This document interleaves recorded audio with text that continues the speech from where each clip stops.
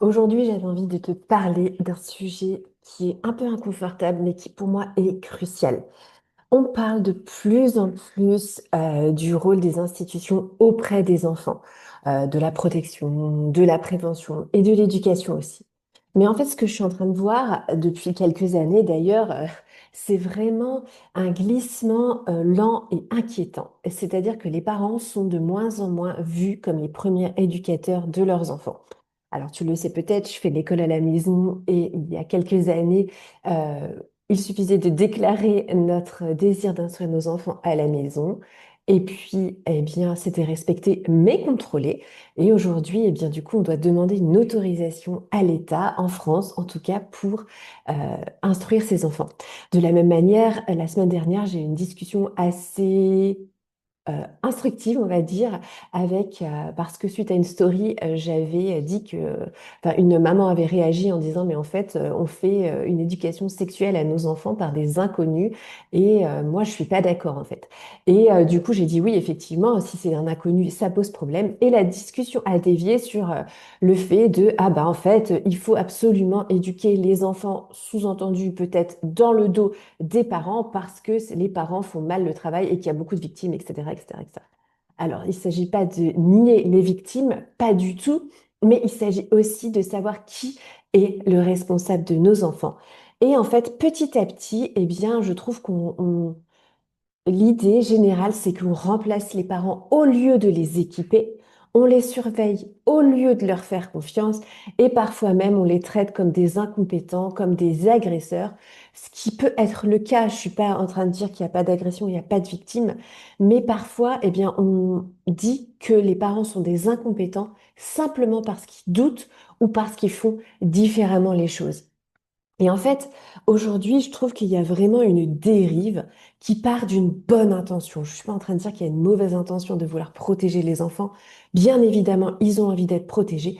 Mais en fait, quand on parle de protection de l'enfant, là où il y a un problème, c'est quand on commence à soupçonner les parents, quand on commence à faire des généralités, quand on commence à, sous prétexte qu'il y a beaucoup de victimes de quelque chose, d'enlever du coup notre responsabilité en tant que parents à se former ou à être informés et à aussi nous ouvrir les yeux sur effectivement le besoin qu'on a ou les manques qu'on peut avoir en tant que parent. Il n'y a pas de problème là-dessus, mais un parent bien éduqué, un parent qui a envie de faire bien, en général, dans la majeure partie des cas, il va aller se renseigner. Et donc, on part aussi d'a priori que les parents n'ont pas envie de progresser, les parents n'ont pas envie de faire le mieux qu'ils peuvent pour leurs enfants. Et ça, vraiment, je peux pas, en fait, je peux pas. Donc du coup, en fait, au lieu de renforcer la compétence parentale, eh bien, les institutions, les associations, etc., vont la remplacer. Et en fait, ce qui me gêne derrière, c'est pas les combats que je trouve complètement légitimes, encore une fois, hein, de vouloir préserver les enfants violents, victimes de violences sexuelles. Bien évidemment que c'est une merveilleuse cause. Par contre, là où il y a problème, c'est que dans le discours, finalement, ce qui est dit implicitement derrière, c'est on sait mieux que vous, laissez-nous faire. Eh bien, en fait, là, je pense que ça ne peut pas durer sur le long terme, ça ne peut pas être efficace et on infantilise les parents et ça provoque pour moi des dérives. D'abord, ça va provoquer des parents qui sont dévitalisés où on enlève leur essence, leur transmission, puisque l'essence même d'un parent, c'est quand veut transmettre qui on veut transmettre ce qu'on a vécu. Ça devient aussi un problème puisque on a des parents qui deviennent honteux qui deviennent passifs et qui n'osent plus décider en fait. Ils ont peur de faire une boulette et donc ils ont peur de s'affirmer et ils ont peur d'éduquer leurs enfants parce qu'ils ne connaissent pas la bonne manière. Et en fait, du coup, ça devient une perte d'autorité naturelle. Et en fait, on ne peut pas guider. Comment on peut guider un enfant, notre enfant, si on n'a plus confiance dans notre propre rôle?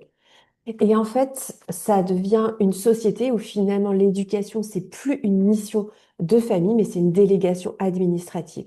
Et pour moi, c'est une dérive qui est dangereuse, puisque quand les parents ne sont plus considérés comme les acteurs centraux de l'éducation, ils deviennent du coup des obstacles à contourner et non plus des partenaires.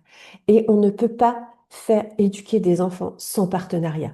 Et je n'en peux plus de dire que en fait on va faire des choses en gros parce que il y a plein de victimes, parce qu'il y a tout ça. Du coup, on se passe des parents comme partenaires, peut-être parce qu'ils sont un petit peu difficiles à convaincre. Mais est-ce que c'est un problème? J'ai envie de dire, bah non, c'est un problème de message alors. C'est que notre message en tant que je sais pas, association, j'ai envie de dire, de victimes d'enfants de causes de victimes sexuelles, par exemple, et bien du coup, si on commence à vouloir contourner les parents et ne plus en faire des partenaires, c'est que notre message pose problème.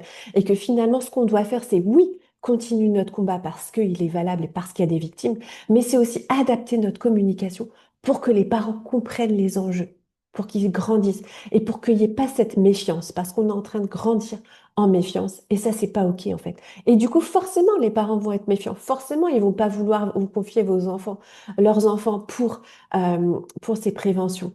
Et du coup, j'ai envie de dire, bah, c'est aux associations, à l'État de se remettre en question pour que ça soit une équipe. On ne peut pas protéger, on ne peut pas élever les enfants de demain sans faire équipe. Voilà. Alors, je voulais aussi quand même donner un petit disclaimer. L'autorité parentale, ça ne veut pas dire faire tout tout seul, d'accord? Revendiquer son autorité parentale, ça ne veut pas dire refuser l'aide, pardon, des professionnels.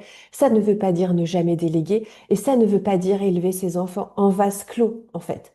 Et il faut aussi que les associations et les gens qui travaillent autour de la protection de l'enfance puissent comprendre ça, que l'autorité parentale, ça ne veut pas dire ne pas demander d'aide, ça ne veut pas dire qu'on a toutes les réponses à tout en tant que parent. L'autorité parentale, par contre, c'est être responsable de à qui je confie mon enfant, pourquoi je le confie et dans quel impact éducatif. Et ça, c'est une responsabilité. Vous voyez, la différence, ce n'est pas que finalement, en apparence, ça peut être la même chose. Je confie mon enfant, par exemple, à l'école pour son instruction. Eh bien, je sais à qui je le confie, pourquoi je le confie et pour quel impact éducatif. Sauf qu'en fait, ça devient je confie mon enfant à l'école parce que je ne suis pas capable. Donc, j'ai parlé de l'école, mais ça peut être sur des tas de sujets différents. D'accord? Alors que on peut dire, c'est pas une question de capacité, c'est une question d'intention derrière. Et là, ça change tout. Parce que dans un cas, on peut être dépossédé de notre éducation, de notre rôle parental. Et dans un autre, en fait, on en est pleinement investi, en fait. Quand on met son enfant au tennis, en général, c'est assez facile ce sujet-là. C'est parce qu'on sait qu'on ne sait pas jouer au tennis et qu'on ne pourra pas le former. Bah, très bien. Eh bien, gardons cet état d'esprit pour chaque chose, en fait. Et pareil, le prof de tennis ne va pas se dire, ah bah là, il faut que j'enseigne le tennis parce que le parent, il est complètement un incapable. Ben non, en fait, jamais. Ou parce qu'il y a des parents qui enseignent tellement mal le tennis que du coup, je vais prendre l'autorité et je vais enseigner le tennis à tout le monde tellement les parents sont pas capables.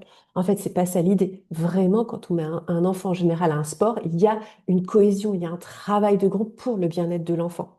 Et pourquoi c'est pas le cas partout, en fait? Ça, c'est ma question. Donc, être parent, avoir l'autorité parentale, c'est aussi être capable de dire oui ou non à une proposition avec discernement. Avoir l'autorité parentale, c'est aussi me former, me faire aider sans abandonner ma responsabilité. Je pense que l'autorité, c'est pas le contrôle, c'est une responsabilité qui est assumée dans un cadre qui est assumé et qui nous est propre à chaque parent. C'est choisir vraiment avec confiance et pas obéir à une norme. Et en fait, je pense que mon problème derrière aussi, c'est qu'en fait, si on continue un petit peu cette dérive d'infantilisation des parents, eh bien, on va avoir des enfants qui sont déconnectés de leur histoire familiale. On va avoir aussi des enfants qui ne vont plus avoir confiance dans leurs parents et qui veulent le meilleur pour eux, même imparfaitement. On va avoir des enfants qui sont formatés par des institutions où il va y avoir une croyance un petit peu j'ai pas envie de dire universel parce que ça fait un peu trop lanceur d'alerte et un petit peu trop, comment on dit, je sais plus, ces discours un petit peu dont je ne suis pas. Et en fait, l'idée derrière, c'est vraiment de se dire qu'en fait, notre propre identité, c'est ça qui va former les enfants. Il y a des générations de parents qui risquent de ne plus se sentir légitimes d'éduquer et ça me rend triste. Et surtout, je pense que tout le monde y perd. L'école, les psys, les personnes qui accompagnent les enfants eux-mêmes et la société.